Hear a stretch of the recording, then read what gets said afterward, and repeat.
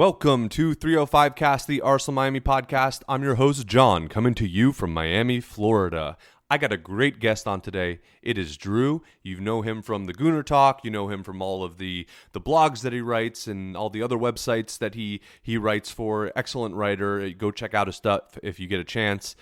We talk for a good amount about a lot of stuff. We have a good conversation about the nature of agents in the game because that is a relevant thing nowadays. That the role of an agent, or especially with all the firings that have happened recently, and I know that it's been talked about, but now as more information's coming out and some time has passed, I think it's a good time to kind of revisit it and reevaluate what exactly is going on there, what happened at the club, where we see the nature of footballing with respect to agents and representation, and what the actual status of an agent is. You know, is Kia actually an agent? We talk about that. We also talk about some news that we're having recently that about Willian and what we think his role will be in the team, whether we think it's a good signing or not, because it does look like that's about to happen.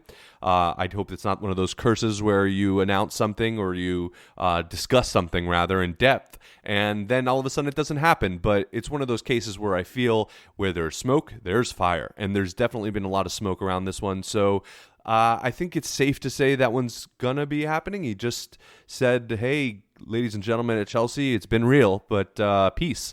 So hopefully that means that he's coming here. He also went and, FaceTimed with David Luiz saying always together or whatever with a little Brazilian thumb and pinky thing. So I like to interpret that as he's going to be coming here as an Arsenal fan. I know a lot of people are a little bit on the fence about him as a player, and yeah, you can think whatever you want. But anyway, I'm not going to talk anymore because we have a great conversation about all things Arsenal. And at the end, Drew has a very, I would say, controversial opinion about Aubameyang, but it is nonetheless interesting one. Ladies and gentlemen, without further ado, Drew.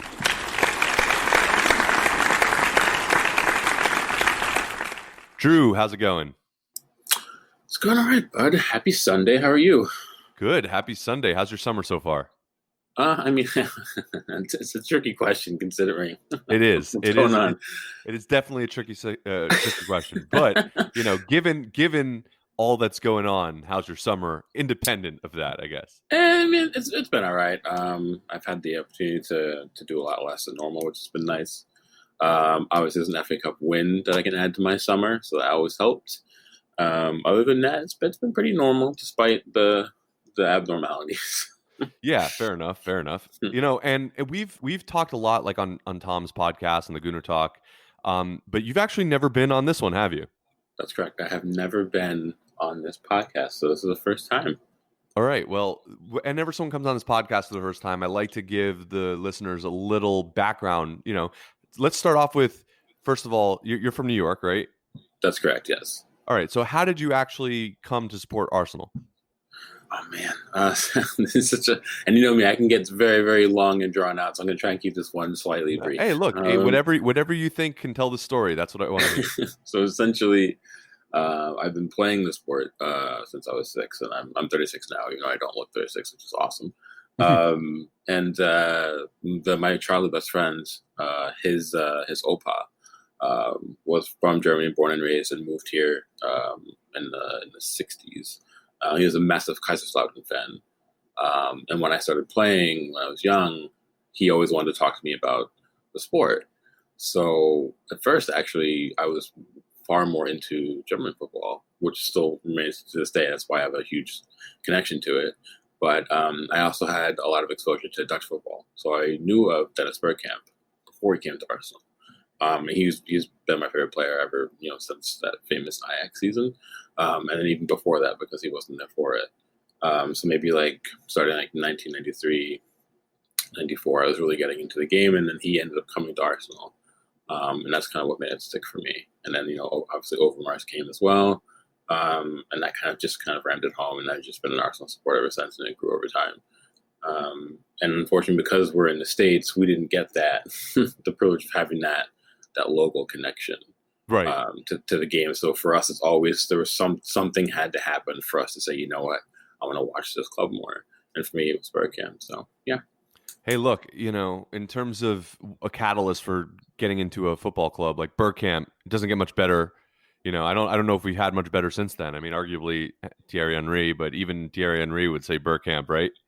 Yeah, I mean, you have to assume just again the sheer class and just how intelligent of a footballer he was. It was so much fun to watch. All right. Well, now I guess that we're talking about it. What was your favorite Dennis Bergkamp memory? Oh, man, so there's two. I can remember vividly where I was, who I was with when he scored that goal against Argentina in the World Ooh, Cup. So for me, that was just like, and I remember just I was absolutely blown away by it. it's an incredible goal. If you haven't seen that goal, go Google or YouTube, whatever. Go check out the Yeah, goal against make sure against. you get the Dutch commentary because it doesn't do it justice without it. So Oh, that's, that that's guy, that important. one. He just goes ape over it. Oh, Yeah. it's so good. And then the other one is a lot of people want to say that the Newcastle goal because people still to this day can't even really figure out, how he gets that touch, how he gets Yeah. himself into space. But for me, I actually think it was his first goal for the club Hmm. because at that point he came from Inter with, categorically it was not a typical Dennis Bergkamp performance when he was at Inter comparatively to when he was at Ajax. And then he started slow here. A lot of people questioned if it was the right move. And then you just see it's not even almost just the goal, it's his reaction to the goal. Just you can see it. You can see the weight come off his shoulders, and then after that, the rest is history. So for me, I would probably say, I think it was his first goal for the club, probably my favorite. Yeah. Look, it's a special moment. And then who knew that, there was all that buzz around him when he signed, but then who Yeah, knew he would go on to be the kind of legend he was, right? yeah, I agree. It's just, yeah, I could gush all day. So Yeah, yeah. Well, look, now that we've talked a little bit about that, we haven't had a lot of players of that caliber, I think, especially in that creative position. I mean, people thought Ozil was going to be that, right? And yeah, it looked like for a while he was, but obviously that didn't turn out the way we all hoped. yeah, man. I mean, Ozil is up there with the disappointments at the club for me. And it's not even necessarily that you could say that he's just not a good enough player. Because some players they come, they get hyped and they start strong and they Right. taper off and it's never what it was. But there's no denying the level of ability that Mesut Ozil has and had throughout his career. So you can't even say that um, it's for me it's something else. And I think you and I have spoken on WhatsApp quite a bit about it, and we've been in quite a few debates with Tom and everyone at TGT about what the problem is, and none of us are Right. really going to know, and we're not going to know until he makes us aware of it.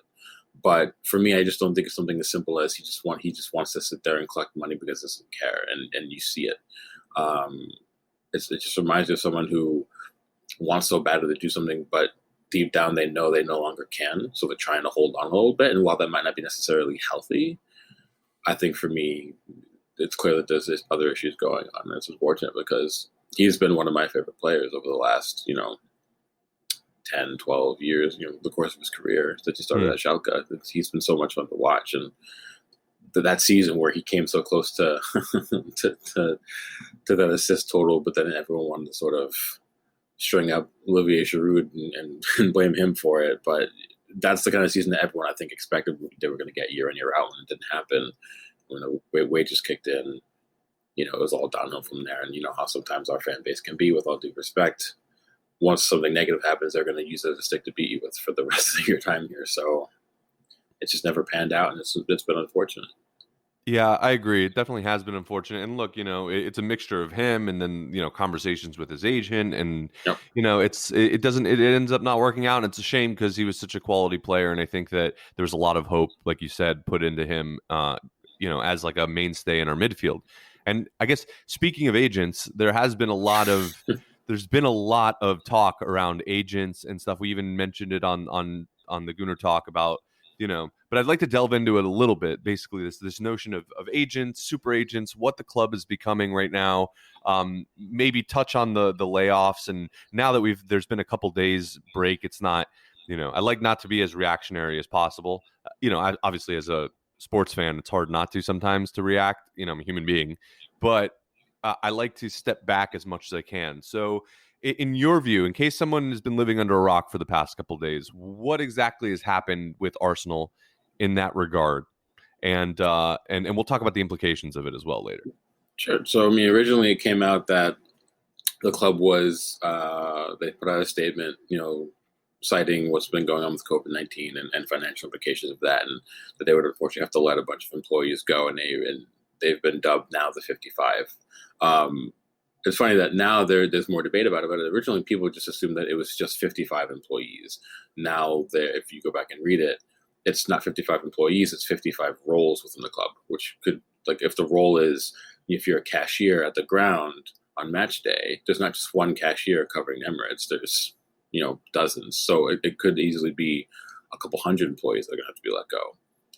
And it turns out that, the club just couldn't sustain it anymore, whether they wanted to do that. So that first happened, and then there was a lot of angst, shall we say, about that, because as everyone likes to remind us, we have a billionaire owner, and everyone wanted to just, kind of bang the drum of, well, Stan can, front the money for their salaries to keep them in a job.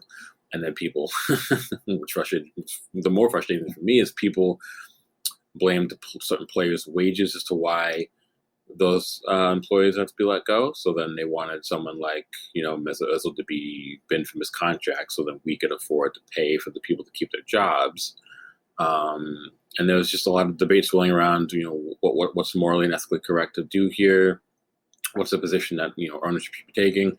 And then off the back of that, it then came out that we were losing some key scouting staff. So Francis Cachigao, Brian McDermott, I think Clark was another one. Tony Clark was another one. There's a few more after that as well. They were also being let go. And then people assumed that they were a part of the 55 to be let go because of financial implications. But as times move forward, we've now seen that there's actually quite a few senior scouts at the club have been let go. And I think it's somewhere between like 8 and 10 at this point. And in the aftermath, as the dust has settled, like you said, it's come out that Edu has done pretty much, he took a microscope to the whole setup and deemed it to be unsatisfactory. And that's why he's letting people go. I know we'll come on to it more a bit, but for me, that's the right thing to do. And it's also completely normal. When someone comes into a directorship role and new into that role, one of the first things they'll do is they'll survey, what the setup is and how can we make it better and where we can streamline and what's gone wrong before. And if he's looked at it and said, this has not been up to standards of where we need to be and how we're going to get ourselves to compete moving forward, I need to make changes. That's why he's let people go. And I think that's completely normal, especially here, in corporate America.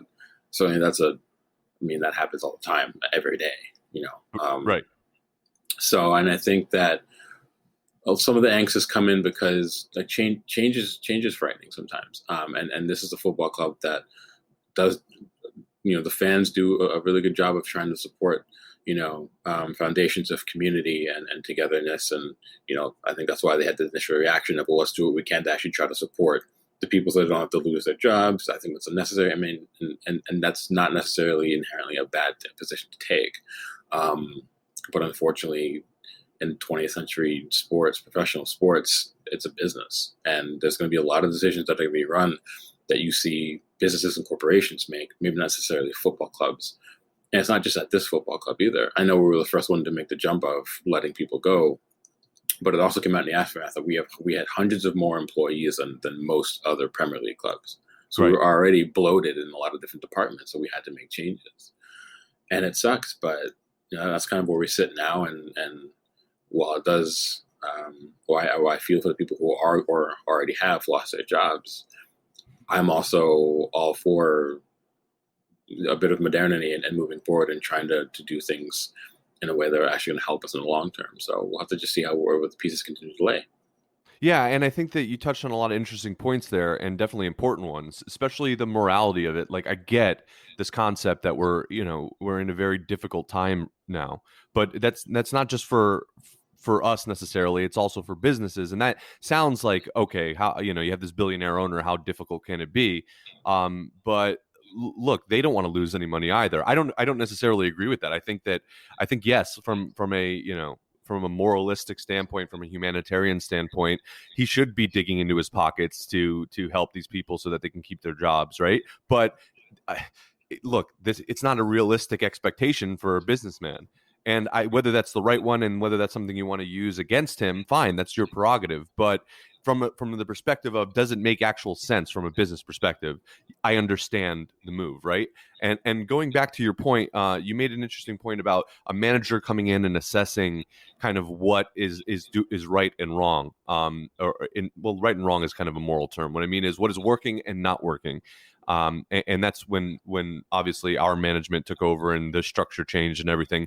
They came in and sat down and looked at what was happening and kind of made a determination: is this really the best way to go forward? And my understanding was, at least with scouting, was that Wenger kind of had these scouts in permanent roles in the club all over the world. So he had some in Italy, he had some in France, he had some in Germany, he had some, wherever. And those people were six-figure salary, or thereabouts, a permanent position at the club. What I've come to understand, and correct me if I'm wrong, but what I understand now is that we're using a lot more data analysis to locate certain areas and players across the world, rather than uncover them and then maybe analyze the data in conjunction with that. We're saying, hey, this player looks pretty good. Let's go send some scouts over there, right? That we already have, that we don't have to just have these people mining in different countries, which I guess the way that they evaluated it was that it was too much money or whatever. So do you think that approach is a more realistic one given the kind of modern turn of football, or do you think that there is some merit to having permanent scouts all over the world? I guess what are your thoughts on that? Well, I want to roll it back a bit. So when people remember when Sven Mislintat came to the club, one of the first things he publicly stated, because it was up to our public knowledge, was that he thought the scouting department was too bloated at the club. So this isn't something new for someone to come in and note that, listen, maybe we have way too many scouts running around the place. And if you remember, Mislintat is very much a data guru. Right. Not necessarily a data guru, but with a lot of faith in data analysis and compiling, and then looking at that and seeing trends, or maybe certain things that the club's looking for in a player, whether it be, their completed pass percentage or whatever it might be. And then if you filter those things through and you'll say, I like these kind of people, now let's go scout them to see if, like people like to say, if they pass the eye test, because data analysis doesn't, handle the intent. Right. And it doesn't handle the intangible. So to be clear, I don't think anybody is actually really sitting here and saying that you should not have any scouting at all. That's not realistic or logical on any standpoint. So you have to have a bit of both. Right. And so moving forward, I feel like people. Sorry, but I feel like people have kind of interpreted it as we're getting rid of all of our scouts. Yeah, which is insane to me, because even if you look at other clubs that are very data driven in their scouting, like Liverpool, for an example, they still have scouts. You still have to go and see, I like what this player is showing from a number standpoint, but let's just see little things like and I know this for a fact because I do know one or two people who are actually professional scouts in Europe, and they will, and then Tom and I interviewed one on TGT, Oliver Zeziger, and he will sit there and tell you that you have to go and see little things that numbers can, and he's a big fan of data, but if a player is putting in the right numbers in the match, but if they don't train well, if they don't get along with their teammates, if their work rate's not there on the training pitch, if little tiny things that you won't know if you just look at a number sheet, that's what passing the eye test is. Also, if they're performing consistently, like these are little things that you need both for. But the thing is we had an enormous amount of scouts globally. It was something like 80, 90, 100 scouts globally, and that's just too much. You don't need that many. Certainly, you don't need like little scouting cells. So, like for example, you had Kajigao was the head of international scouting. So wherever he had his home base, is where he was operating out of personally. But then you would have people living full time in somewhere like Brazil, Portugal, like the countries that we could go on and list where we routinely brought players in from if they weren't from UK. And there's not really a need to have that happen, to worry about things like, because if they're going to move in there full time, you have to pay them bigger wages. And a lot of clubs now moving forward have scouts on contract, not on salaried full-time positions. Yeah, and sometimes they probably have something like a living stipend even, yep. So you might be paying for their cost of living as well in many cases. Exactly, and if all these things come into play, and it came out afterwards as well. I forget if it was Charlie Watts or David Watson that reported it, but the number that the 2.5 million pounds saved for getting rid of people was a vastly understated number, And I think we could agree if it came out that the club was only saving £2.5 million after getting rid of hundreds of people, then we could all agree that, okay, well, that's a little ridiculous. You're Right. firing this many people for £2 million. I would understand the angst at that point, but there's no way that figure was correct. So if you move back to scouting, I just feel like if we haven't competed on the pitch in terms of results and our ability to bring in the proper players into this club for a while now. Call it the last decade, just to be relatively safe. If this is going to be a move that's going to help us moving forward in both those things, why wouldn't we take that on immediately? And for me, that's kind of the brass tacks of it. At that point, fans can't get angry about us not doing the right things to move this club forward. But then when we try to do the right things to move this club forward, then they get angry about it. It can't be a vicious cycle. And that's why I circled back before when I said about change. Change is scary, and this is very different from what we're used to. Arsene Wenger was adamant that he did not want to deal with things like super agents like the George Mendes of the world and Kia, Joe people like that. He was adamant about avoiding links with that. But with how much money is in football now, even from earlier ages, players, rightly so to their credit, are going to want to be financially managed correctly, because there's been a lot of players in the last 20 years who have been managed poorly financially, and they've gotten screwed over for it. So from their standpoint, you kind of have to understand why they would want to be a part of an agent consultancy firm and regarding their finances. I don't necessarily blame them. And this notion that the agents are the ones that are telling us what we're doing with our transfer business is silly at best. So no, I think if this is going to make us better and it's going to help us compete, and if we're going to get in the right players, ones that we actually can afford, then I don't see why you wouldn't want to do it. Yeah, and you wrote an excellent piece on kind of the nature of the agent and kind of the story behind that. So it's on the Gooner Talk blog. So if anyone wants to check that out, go read it, and we'll get into the specifics of what you wrote, because I think that a lot of it's kind of relevant to this discussion we're having. But backing up a little bit in one aspect of it, it's kind of you mentioned Kia, but it's kind of a misnomer to call him an agent, isn't it? It is. He's not an agent. He's not a licensed agent. And with the way the FA rules work, someone like him or someone like George Mendes, he's licensed. He's gone through the motions. He can handle players like that directly. He has his own agency firm where he has dozens of players on that list.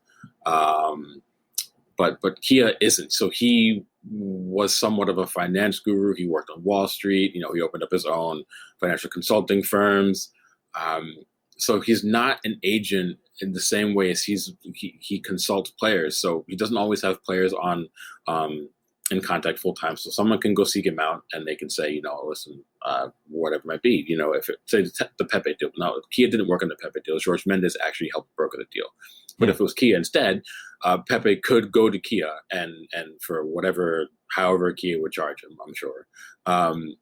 He would advise Pepe on his best financial options available to him, whether it be what are you going to get if you stay at Lille, what kind of maybe negotiating power would you have with them, here's what Arsenal offering you, what could your position be with here, or should you wait for another offer, that kind of thing. It's literally, it's no different than if you went to, you would know more about this obviously, but maybe but if someone wanted to do, I guess, like pro bono work, if you will, or you'd seek someone out on a short-term basis to say, I'm kind of I just need to be consulted on my best option. But it doesn't mean moving forward that player is always tied to him. It's different where someone like George Mendes, who is directly embedded in Wolves' system, where Wolves have 6 players in their first team squad that are George Mendes clients. Interesting. Nuno Espiritu Santo is also a George Mendes client. So Wolves' manager and 6 players are direct clients of him. And he actually does have the ear of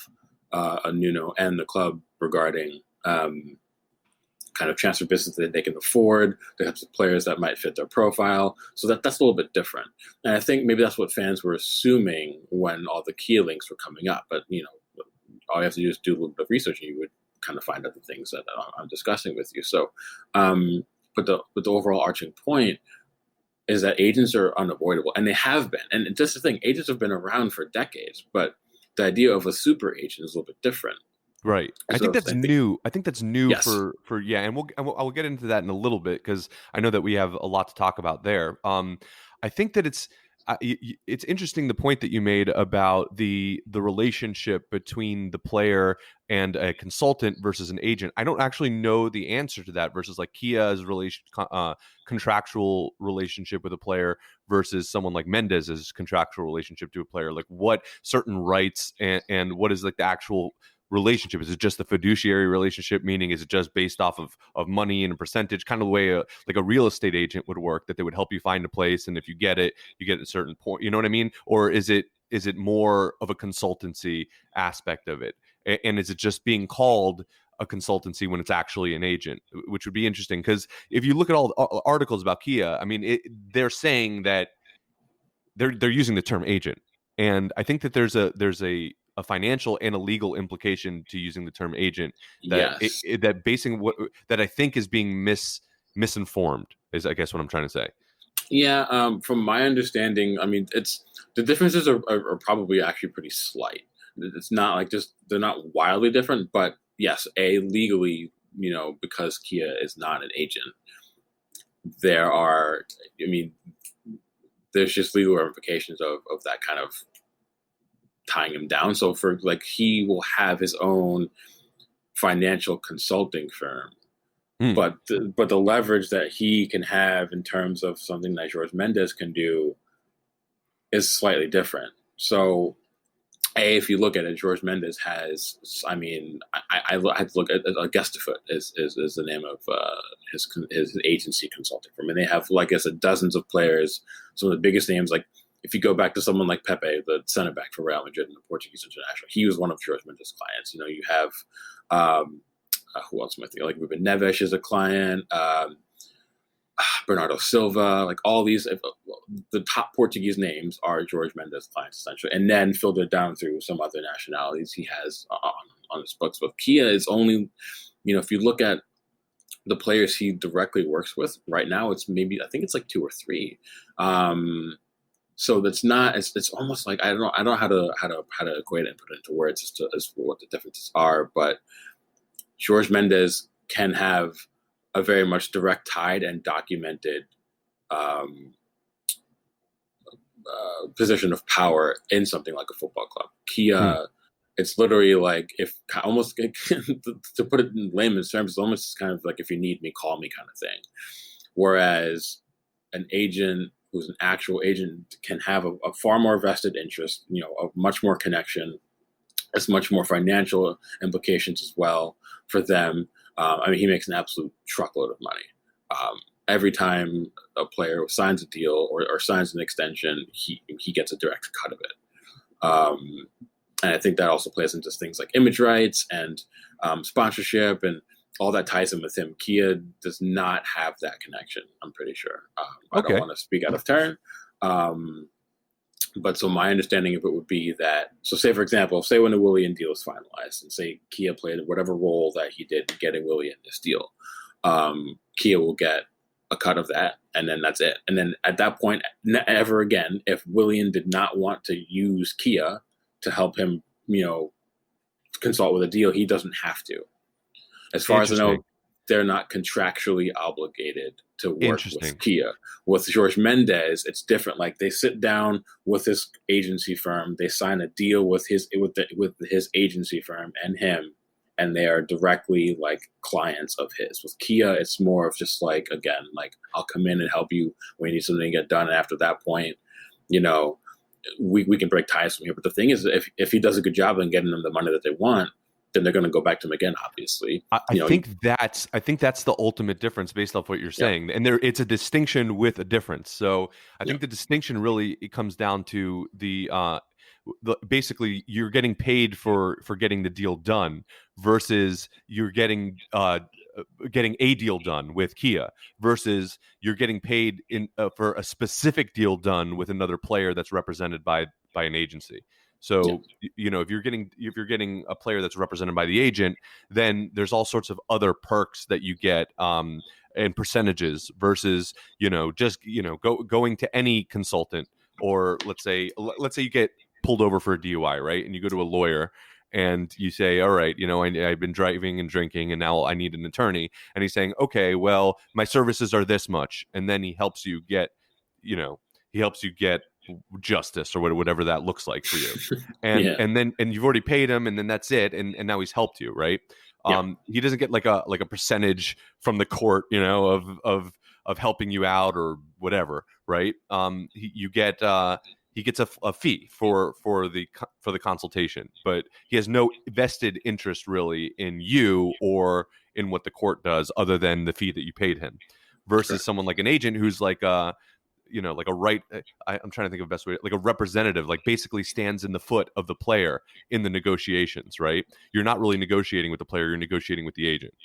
Right. So in our example, in our American example, we can utilize a Scott Boras. Scott Yeah. Boras is that type of person where, like, And when John, for people who don't know, yeah, Scott Boras is a super agent in baseball. Pretty much, you want any big name in baseball, you have to go to Scott Boras. In just kind of a background on that. I don't mean to interrupt you, but I think no, it's no, no, important to have some background. So, in 2019 alone, contracts signed by just Scott Boras clients were more than $1 billion in 1 month. In December, the client he signed a total of more than $1 billion worth of clients in 1 month. and he gets a percentage of that. So Yes. and if it was 10%, he just made $100 million. So I mean, there you go. So Yeah. So lucrative. you get To a say the scope of least. what we're dealing with. So it's not something new in American sports, and we'll get into that a little bit more detail. But continue with what you're saying. I just wanted to provide Oh, some no, no, background. no. I was just saying with the Boris thing, it's very much like I was going to use another example that maybe people might not know, but Americans who do listen will know when Giancarlo Stanton left the Marlins to go to the Yankees.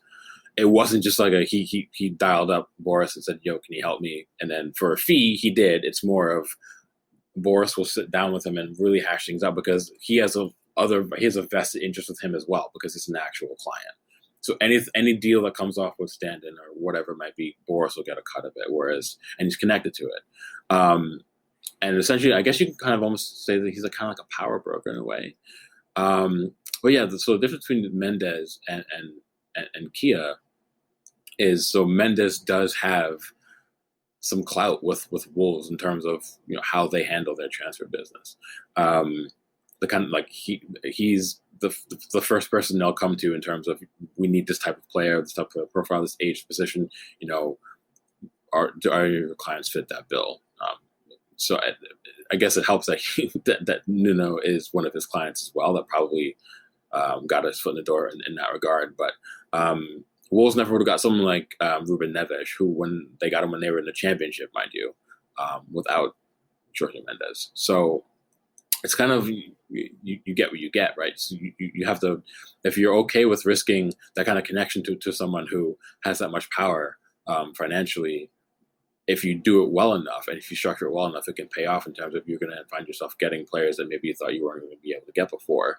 So it's kind of like just I guess dealing with the devil in a way. But with Kia, there's no guarantee moving forward that all these players are going to be contractually obligated to him long term, kind of thing. Because I think people had a concern about that. So I think people were looking at the relationship between like their technical director Edu, who's obviously a quote client, whatever the implications of that of Kia. So he's a client quote of Kia, and or represented by him.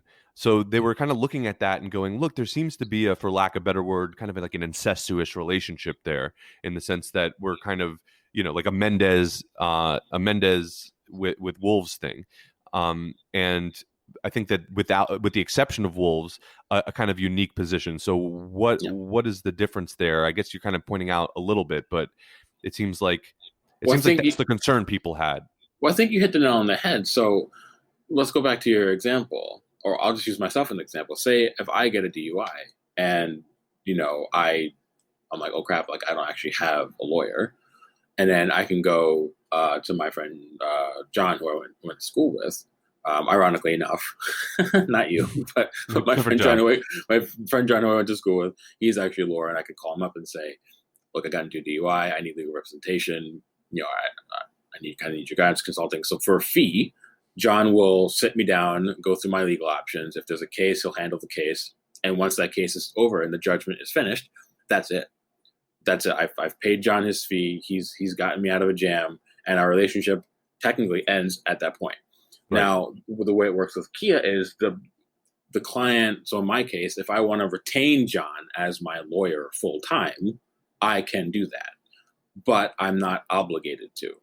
With George Mendez, it's if I was, I don't know, some famous pop star, and I wanted a full time, I'm paying directly, regularly, a lawyer to handle any contractual matters that I go through.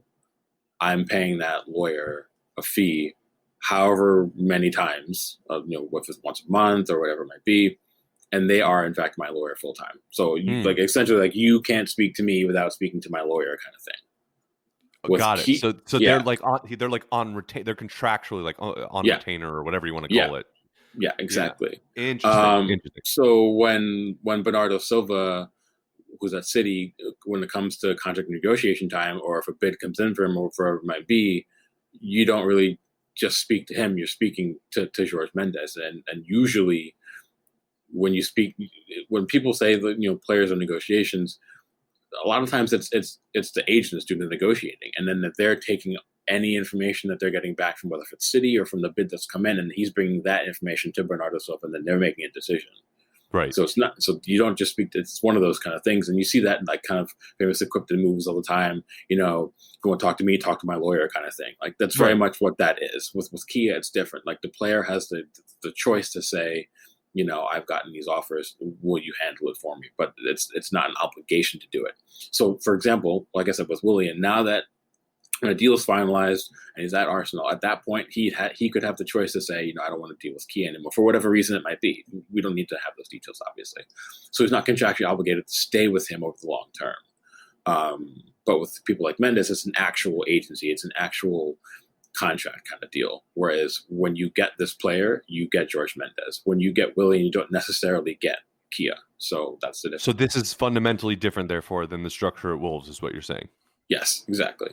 Okay, so people who might think, look, this seems a little corrupt. There might be elements of that, obviously, but analyzing contact, if you consider using contacts in an industry to your advantage or your client's advantage, quote client, corrupt, then yeah. But I think there seems to be a fundamental difference between how our situation and Wolves.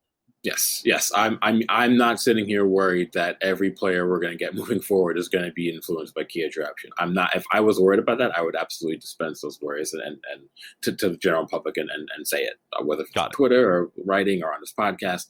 I'm not sitting here concerned, because if you look at it, there's been other players who we've signed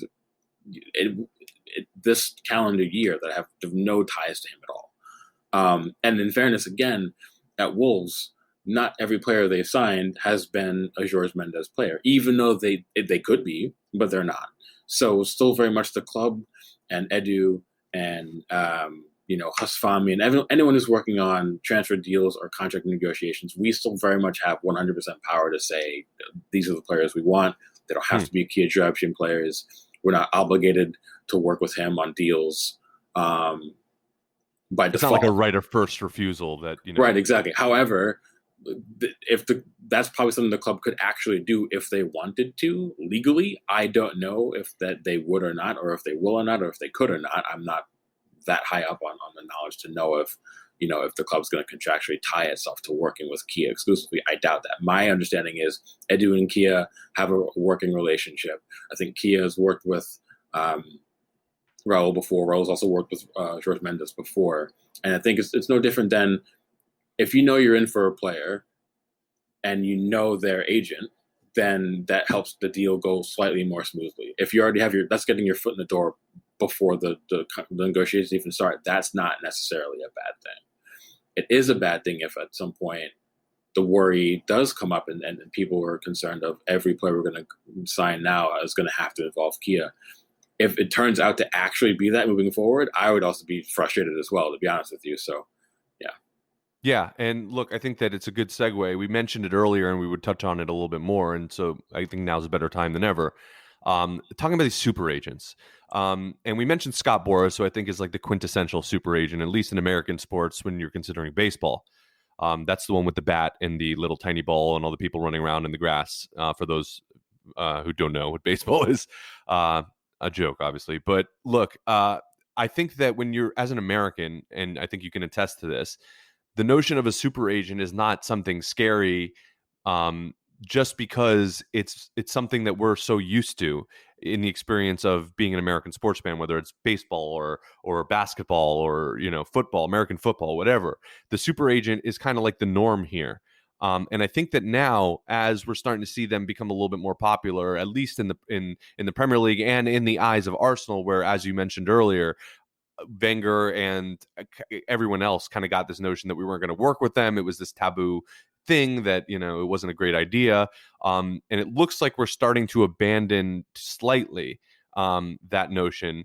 At least working with Kia, who we've already said is not technically an agent per se, but is definitely a figure that maybe Wenger wouldn't like to have worked with in the past for whatever reasons that he had. As it pertains to American sports, the super agent, just so for people don't know, is, like we mentioned, someone like Scott Boras, who has basically, if you need any kind of particular client, like Mendes, if you have a Portuguese client, like, you go to Mendes, right? Yeah, I mean that's he won't have every Portuguese player on his books, but for example, Ronaldo's another client of his. So, I Right. mean, if you If you think of want any, if you want any like top level relevant, Portuguese player, right? relevant, And right. if they're not a client of his, he could probably put you in touch with who that player's agent is, because that's the other thing. He himself is incredibly well connected in the game. Like, he'll probably have a direct line to any big club if you asked him to it. So that's the other notion of that, is when you're getting someone like him or an agent in general, and they are well connected, if they can't directly help you, they might know somebody who can. Okay. So, and if that gives you any leverage moving into a transfer deal, I don't inherently see that as a bad thing. So. Right, and that kind of leads me into what I was saying about the deal itself, and kind of the structure, the financial structure of something like, let's say, the NBA, for example, which is the National Basketball Association. And we have drafts and salary limits and caps and things like that. Do you think that plays an impact? Like, do you think that the nature of the Premier League from a financial perspective is that we should look at it differently in terms of the super agent? I know that there was a comment that was made on the video that we did previously about that kind of difference, whether there's an effect on the way that the actual league is structured financially, and the impact that would have on something like, is it reasonable to have these super agents and things like that? I mean, I don't think so, because for me, the issue was always going to be, and again, rightly or wrongly, you can agree or disagree with the notion of them, but players do have the right to be represented in a way that is financially fair to them, to make sure that they get the best deal for them. And that's really all an agent does at the end of the day. And again, you can dig back and search through. There's plenty of examples of players who just were poorly financially advised, whether it's because their brother wanted to help them with the contract, or if they want to do it on their own. Yeah. And they put themselves into a lot of poor deals. And people forget Look at that. it like Anelka. Perfect Anelka is a prime example. And if you think about it, one of the things that people forget, that a large amount of people who are sports agents actually are trained lawyers, because you have to understand contract law to be able to become a licensed agent most of the time. So again, this is more of a legal thing. It's I want to know that I'm getting the best deal for myself, for sure, but I also want to know I want to know that I'm legally protected as well. And I think people oftentimes forget that it's actually a consideration that professional athletes have to go through. Just because they're making an absolute obscene amount of money, it's still making sure that legally they're going to be okay. Yeah. So again, I don't think it matters. Yes, obviously we have drafts here, but also people forget. So say, for example, John, say you are the top linebacker coming into the NFL draft, and you went to, I don't know, say you went to Clemson. So you went to Clemson, you get drafted number 1 overall by whatever team decided to absolutely shit the bed that year. And Okay. you get a contract, and you get like a $30 million signing bonus on the spot. Nice. A lot of the times, especially in American sports, you'll hear of young players. These kids are 18, 19, 20, 21 years old, and they get that amount of money up front, and they lose their minds. They don't know what to do, and then they're broke within 5 years, and literally they've lost all their money. Yeah, you hear that all the time. You hear that all the time. You hear about teams taking advantage of the fact that these people, they don't know contract law. They don't know what they're talking about. They just see a big number figure, but they don't read through the fine print. Like, this happens regularly. Inherently, most sports franchises, a lot of times, if they can get one over on the players, they will. And that's in any sport, and including football. That's not just exclusive to American sports. So having something like an agent, it doesn't matter if there's drafts coming into a league, or if there's nothing of the sort, and in football at all. It's the base point is that players should, and also do, have the right to make sure that they're going to be okay in terms of how they're being treated financially, what their rights are, legally, are they going to be okay, that kind of thing. So I don't think it matters. I mean, I understand the point, where maybe like, and I don't know, I'm trying to think of a good example. So the difference between American sports and football, the one key difference would be ownership groups are tied together, and they collectively work together, which is why we have things like collective bargaining agreements. But I don't want to go down like a rabbit hole like that now, because that's a whole other. I think we could. I think your point's well taken, and ultimately there's a distinction between the two kind of sports worlds that I think that the concerns that may be related to that, in terms of what is problematic or not problematic in terms of having agents, in terms of having super agents, in terms of that becoming the norm, might be a little bit misguided. So I'm right there with you. I think that it's a qualitative difference between the two sports, the sports worlds. And I don't really think you can ascribe one to the other than, look, this is a basic tenet of young players who are going to get a lot of money and a lot of tricky contract situations. Having someone who's specialized in negotiating and understanding these contracts by their side to do it. That's literally what an agent is. Yep. It's not the scary, nefarious, position. So, okay. That being said, speaking of agents and speaking of transfers, I think that segues really well into the news that Willian had just kind of said his goodbyes to Chelsea, and it does appear that he's going to be coming to Arsenal now. I would imagine, right? And that's if all of the smoke leads to some kind of fire, Willian would be coming. So do you think that deal is going to get done? What do you think's happening there? Yeah, I think so. I think we'll hear something this week. Obviously, I'm purely speculating, but again, if you connect the dots, it kind of leads to that. Chelsea are out of Europe now. The domestic season's over. There's no reason why he can't move forward with a deal. I would imagine they wouldn't have wanted to. Either camp would have wanted to announce things, before the Champions League tie with Bayern yesterday. Which was hilarious. Which was hysterical. So thanks, Byron. I don't thank you for much, but thanks for that one. But yeah, no, I think it will, and I think we've talked about a lot with Tom and the boys that I'm not inherently against the move. I mean, I understand, maybe people won't want to be tied down on a long-term deal to someone who is 30 or 31, but there's a whole other debate in there about sports science, and because players are lasting longer in their careers, 30 or 31 might not be such a devil's number anymore, per se. But for base value as a player, I think Willian can actually really help us. And I think he comes in being arguably one of our best attacking players on the books, period. Bar Oba, Laka, and Pepe. He comes in, he's better than Nelson, he's better than Saka, he's better than Martinelli.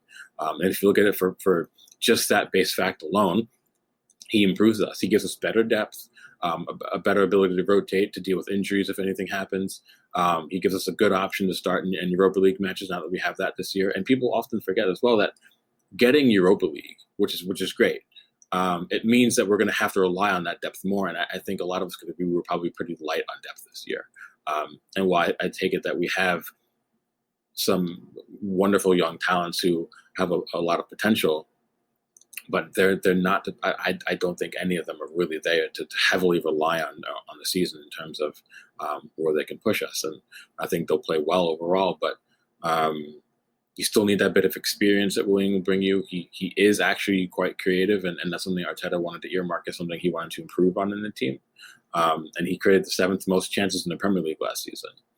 So if I was to go to you and tell you that Arsenal on a free, we're going to get the player who created the 7th most chances in the league last year on a free deal, without telling you it was Willian or what his age or what his contract was going to be, you'd probably bite my hand off and say, yeah, we need that in this team right now. So if you remove his age and you remove his wages, which actually aren't going to be this money bag thing that people assumed, then you take that. And I think if we want to improve this team, both in the short and long term, we have to look at kind of deals like this at times, because a lot of people assume when they hear the term like, rebuild and moving forward, and we're looking at long term, that thinks we're only going to bring in a bunch of 20-year-olds and look at, the next 3 to 5 year plan. No, you still need experience in your team. You still need someone who can come in now and contribute immediately. If not starting, they get a lot of minutes in rotation, and really be a really good choice off the bench. And if we look back to,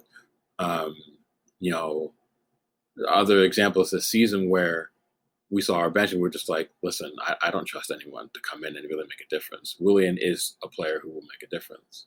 And just because he's signing a 3 or 4 year deal does not mean he's going to be here for all 3 or 4 years. People also forget that he could stay here for 2 years, do a job, and then we could part ways because he wants to go somewhere else to retire. Maybe he goes to Inter Miami, for example. You never know; these things could happen. So, just because I had to do a little MLS jab, because we've seen that time and again. But honestly, he'd probably smash it for Inter Miami for 2 years, so it doesn't really matter. It doesn't take much.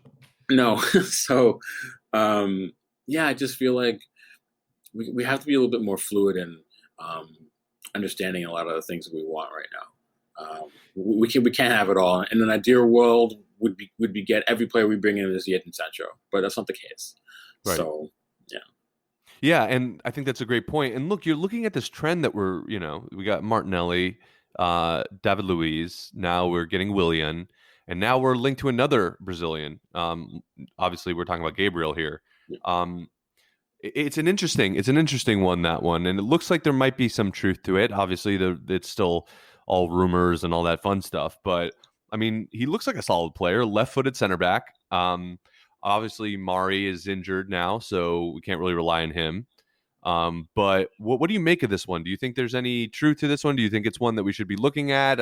Is it off the left field? What's going on? And a bonus question, are we developing a Brazilian core now? Well, I'd be fine with the Brazilian core, to be honest with you. It's a market where if you get direct, like if you look at a deal like Martinelli, if Martinelli was in Europe when we got him, he would have been 3 or 4 times the price. Like we got him for pennies. If you look at how quickly he developed and what his potential ceiling is, that's an absolute steal of a deal. So if you were to insert him into, I don't know, the Eredivisie and he was at PSV, he would have cost 40 million pounds or whatever, 30 million pounds, whatever it could have been. So I do think I'm not against getting a Brazilian core, because obviously if you have Edu, who is himself Brazilian, he'll know the lay of the land down there, and he worked in the Brazilian FA setup as well. So he'll have knowledge of anyone who's up and coming, maybe who's slightly under the radar. That's something we should absolutely farm if we could. And you see clubs like Real Madrid do that. And also PSV. People forget that both Romario and Ronaldo played at PSV. Right.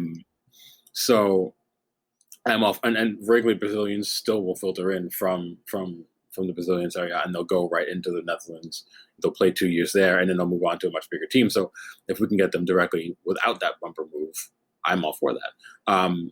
Regarding Gabriel, I'm kind of up on that as well. It suits the kind of profile you need. I think it's been made clear that Arteta wants a left-footed left center back. I don't think we'd be looking at the deal if Mari was fit.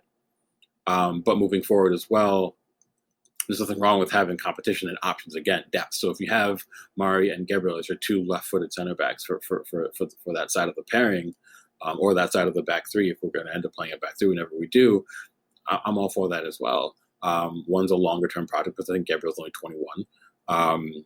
So we still have some room to grow. I don't think he's going to come in and be this, legacy-defining center back right from the off. I don't think we're going to be getting that. And neither is Saliba, I don't think. I think both of them, while they're very good young players. They'll still need time to adapt, time to grow, and we're not going to see the best of them for quite a while. But I do think it's a kind of signing we should be making. I think it's for a potential fee we could afford.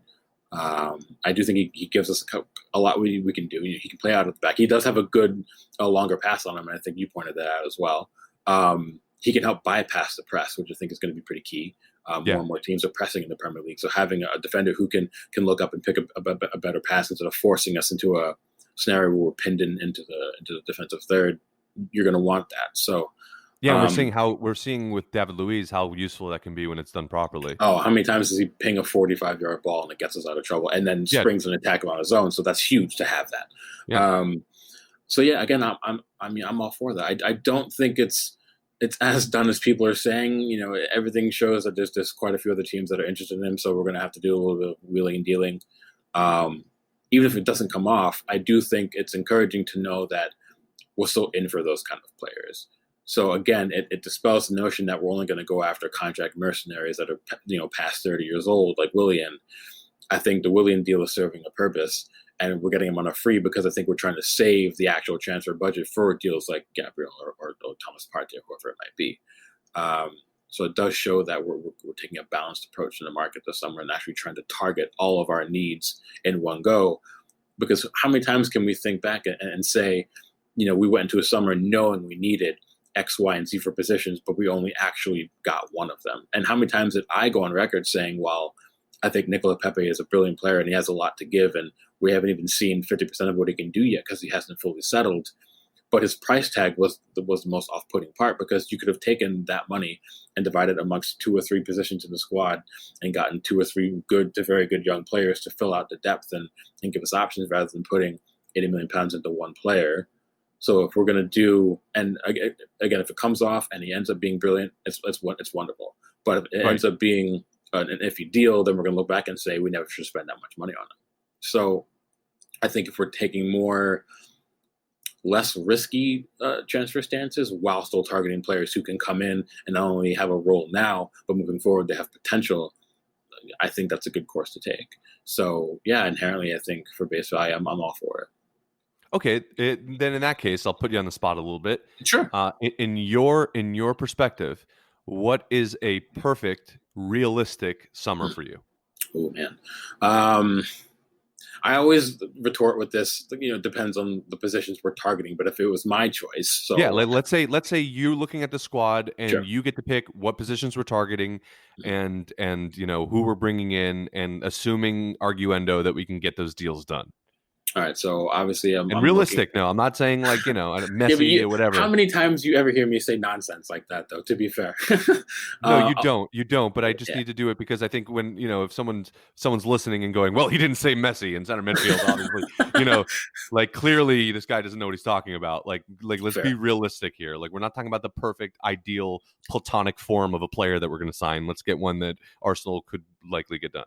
Fair enough. All right. So if it was me, I'd be looking at building a team around the notion of playing 4-3-3. So we're good on left back. We're good on keeper ×2.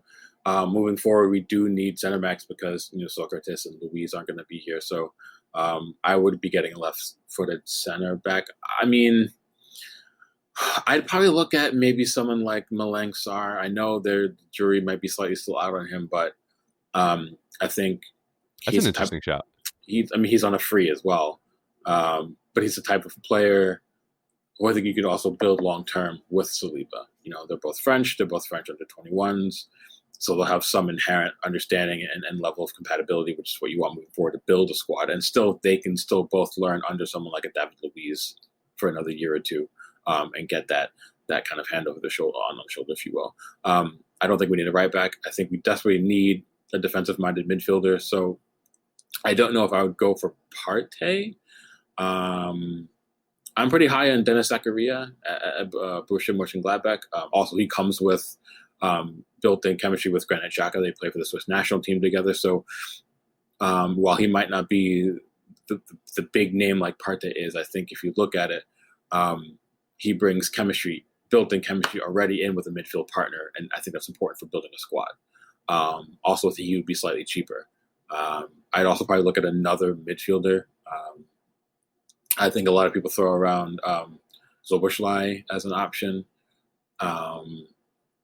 If you're looking for a player to drive play forward, you could do that. But I would actually probably put more faith in Emil Smith Rowe. And I know that's kind of like a whoa, I didn't expect it. I don't think we need to spend on every position. And I think if you rotate someone like him and Denny Ceballos in that 8-10 hybrid role, I do think we should retain Ceballos because while I wasn't convinced at first, I think he came on, he played a really big role for us later on in the season. And it's clear that he himself is also settling now too.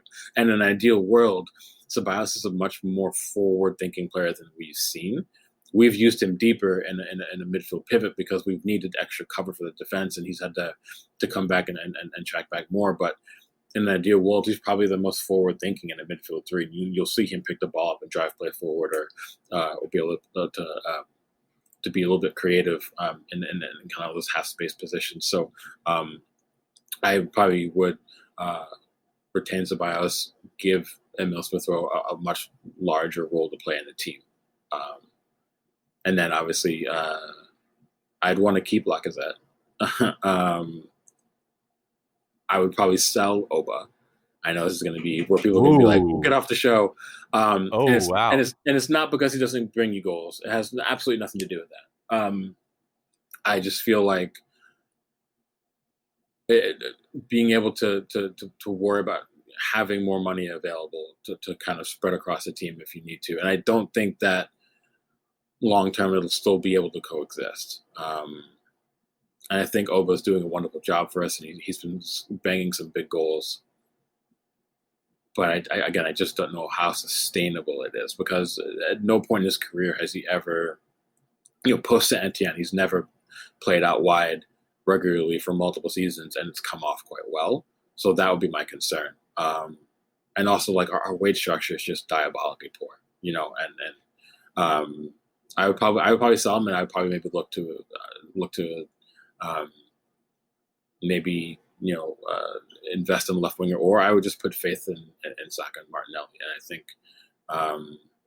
Martinelli showed at large points before his injury that he actually is borderline ready to actually start for the club now, and I think that's a big shout. But I just think think of that goal against Chelsea. He did not, at no point did he look like some clean shaven, underexperienced player at that point. The composure, the way he took the goal, his understanding of his own movements, he showed that he's actually ahead of the curve. And when you have a player that's ahead of the curve, you want to play them. And I know that we can sit here and people will think back and say, well, you just said you don't want to rely on too many young players, and that's true, but you have to find that balance. If you don't rely on a young player that shows that they're ahead of the curve, you don't get someone like Jadon Sancho exploding in the way he did at Borussia Dortmund, for an example, or Mason Greenwood at United, even Rashford. A lot of people criticize Rashford because he's not scoring 35 goals a year, but Rashford made his full league debut against us, scored a brace, and he had faith ever since, and he's started over 30 league matches ever since then, and he's gotten better with every year. So yeah, I mean, the only way for someone like a Martinelli or a Saka to improve in the level that you need them to is they have to play week in, week out. So I would okay. So backing up, because I think, look, selling Aubameyang is a very, I think controversial point, way to have it. And look, that's fine. Like, everyone, if you feel that would be best, I asked you the question. That's how you feel. But I guess counterpoint, just in terms of Martinelli playing week in and week out, couldn't Arteta utilize Europa League for that now that we're in the competition? So would that still be a justification for you, knowing that Martinelli might be getting those regular minutes once he's fit? I think yes and no, because again, at some point, Europa League isn't enough. And this is something that I tried to explain to a lot of people, where it happens a lot more often in somewhere like the Bundesliga or Liga or even Serie A now, where you're seeing younger players who are playing more. If they show that they can handle it, then they're played. It's that when you hit like 18 or 19, and if you look at specifically, if you look at somewhere like France or Germany, the Netherlands, Portugal, even Spain, those type of leagues, you hit a point in your development as a younger player where getting the odd match here and there isn't enough anymore, because you've done, at that point when you hit that age, you've done the vast majority of your technical progression as a player. Most of the time, at that point, it's about everything else that matches give you that training doesn't. So that's why I'll take an example of names that a lot of Premier League fans will know just through news or wanting with their teams. Someone like a Timo Werner or Kai Havertz, both of them made their debuts, full club debuts at 17, and have been first choice since that point. And they weren't up for a Ballon d'Or in their first year. I think Havertz scored maybe 2 goals and had 3 assists in his first season when he was 17. But look where he is now. Same thing with Timo Werner. He made his debut. I think he had 3 or 4 goals this first season, but now he's one of the most coveted, forward players in Europe. And to Chelsea's credit, they picked him up and they got him. So Europa League was never going to be enough for those players. If that's all they were getting for 2 years, they wouldn't have developed as quickly as they did, and they wouldn't have seen it. So, and then on the flip, if you notice by the time a player is 18 or 19 that they haven't gotten to the level where they can compete for first team minutes regularly, then that's when you want to loan them out, which is why I've been a really big advocate for doing something like sending Reece Nelson back on loan, because I think we can all agree he didn't play it nearly enough this season. And he's showing signs of maybe his development track is slightly beginning to stagnate a little bit. It's not that he doesn't have potential still. It's that he's not getting enough. So that's probably why I would say I would put faith in a young player. And I think Hector Bellerin's another example. Now, the jury's kind of out amongst the fan base about how good he is. But I think we can all agree that the way he progressed when he got chucked in against that match against Borussia Dortmund, and he had an absolute awful debut. I remember that. Well, look how well he came on post that to keep his head down and work, and eventually became first choice at the club within a season. And before his injury, people were worried that Barcelona were going to come in for him. And I want to repeat it again. Our fan base was worried that Barcelona was going to come in for Hector Bellerin. So it's not that he's never been rated by our fan base. And it's not that he was never a very good player, because people were talking about the fact that he could have been arguably the best right back in the league before he started dealing with injuries. And I don't think that track happens as quickly if he didn't, if that injury to Debussy never happened. So he took his chance. To his credit, Alphonso Davies is another example at Bayern. He came from MLS, and within a season of playing full time, people are now, and I kind of actually hate this, people are now saying he's one of the best left backs in Europe. That part's up for debate, but what isn't up for debate is when he got his chance to start, he took it, and now he's developed. But he wouldn't have developed this quickly without it. So it's about finding that balance. And thankfully we're blessed with 2 young left-sided attacking players who both have enormous amounts of potential. So yeah, and I guess going back to the initial question, do you really not think though that, because my point was that Europa could provide that consistency? I mean, there's plenty of, depending on how far we make it in the tournament. I mean, you could be playing. It's only 10 matches though. I think that's only 10 starts. That's not so enough. I guess what you're saying, it needs to be more consistent and more regular. Yeah, 100%. Okay. I don't, and especially because, say you only give Martinelli Europa League, he's still in and out of the starting 11. I played on Thursday and against Ludogorets or whatever, and then I'm not starting at the weekend, and then sometimes you don't have a Europa League match every week. So what if he doesn't get another start? And then a lot of times for things like the FA Cup or the League Cup, it's not even Martinelli that would get start. It's someone who's behind him in the depth chart. Someone who's even younger than him might get that start, depending. Maybe someone like it could have been like someone like Balogun if he ended up staying, just as an example, which is a good time to also assess those players to see where they are in their developments and how they've looked when they get pushed up a level. No, I don't. Again, I don't think that like 8 to 10 Europa League starts a season and then the odds start in the league is enough when you clearly have a younger player who has not just has potential, but he's far closer to hitting that level fast, than the average player. I think you just put faith in that young player. I've Okay. always, Look, I've always. like I said, I think that there's merit to that. I just think that because of where we are right now, Yeah. what Aubameyang just did for us, it's definitely, let's call it, an unpopular opinion. But if all opinions were popular, then you'd just be saying what everyone wants to hear rather than what you feel, and that's not what I'm asking of you. So I do Well, appreciate that. I can also go into the tactical implications of it, but again, that's a whole other half an hour that we don't really Yeah, yeah. have. So I So think, look, that's a good place to end it more than anywhere. But if people want to find you on social media in terms of your wherever, where can they find you? so on Twitter, it's FMLehr, so it's FMLEHRER. And then you can find me, podcasting and writing for Gunner Talk. I also write for Yorma Arsenal, get German football news outside of the boot, and Bundesliga Fanatic. So yeah. Are you? Is there any kind of interesting stuff that you're working in the pipeline that you're willing to talk about? Yeah, a couple for Gunner Talk. I'm doing a piece ironically on Aubameyang and how him being out wide now is a throwback to when he was at Saint Etienne before he went to Borussia Dortmund, and how it's been working for us and why. I also want to do How topical. how topical. I'm also going to end up doing a piece on why Edu coming in and being decisive and how he wants to move the club forward is actually exactly what this club needed. So those two things. And then I have pieces in the pipeline and everywhere else I'm working on. It's far too much and my brain's completely wiped right now. So, but yeah, so this is a bunch and I always put them on when I post them, and I'm always happy to chat on Twitter. Just please, and I'll be the first to admit this, I have a very finite amount of temper control when people decide to go on Twitter and be not the nicest for no reason. So just come and debate and be respectful. And I'm always happy to have a debate discussion about anything involving football or anything involving anything. So yeah, the door's always open. Absolutely, and I know that to be true, having known you for a while now. Both sides of that statement. So I just wanted to thank you for coming on. I know this is your first time, and hope that we'll have you on again sometime. Yeah, thanks, buddy. It was great to come on, and I'd love to come back. So, and thank you to the listeners as well, and hope you guys enjoy your Sundays and your Mondays moving forward. So. Absolutely. Thanks again.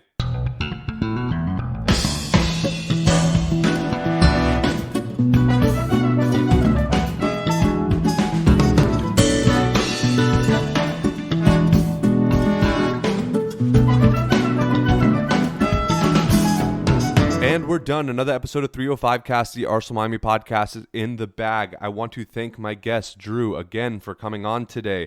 Wonderful conversation. Always a good time talking to him. And, look, here's the thing. At the end of the day, you can always disagree with someone, but just be respectful.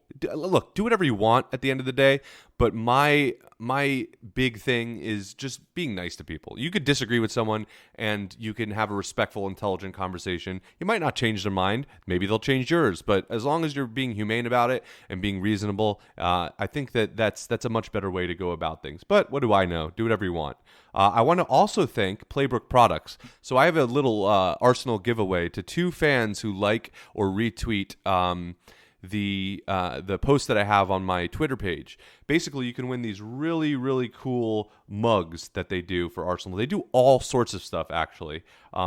They do these like greatest plays, and they have like posters and cups and mugs. I actually found out about them before I had just randomly came across them, and I bought these leather coasters with these famous Arsenal goals on them, and they're super cool. And they have the ones that we're giving away are these ones that are the Aubameyang's goal in the FA Cup that we just recently saw that we all know about. So go check them out regardless, but definitely go like and retweet what I did on my Facebook. Facebook, that's not a thing anymore, right? Is it? Not for our generation. Anyway, whatever. Point is, you go check them out on my Twitter. Go check out the post, and otherwise just go check them out anyway because they have some great stuff. You can get 10% off by using 305cast. Again, that's Playbrook Products, and you can get 10% off by using 305cast. So yeah, let's see. We got what do we got coming up? We got some interesting stuff coming up. We have the Community Shield in like tomorrow, right, or something like that. Like right after the FA Cup, we have the Community Shield, and then the season starts the next day. So we got a lot of good stuff to look forward to. Yeah, I can't really think of anything else. So on that note, cheers.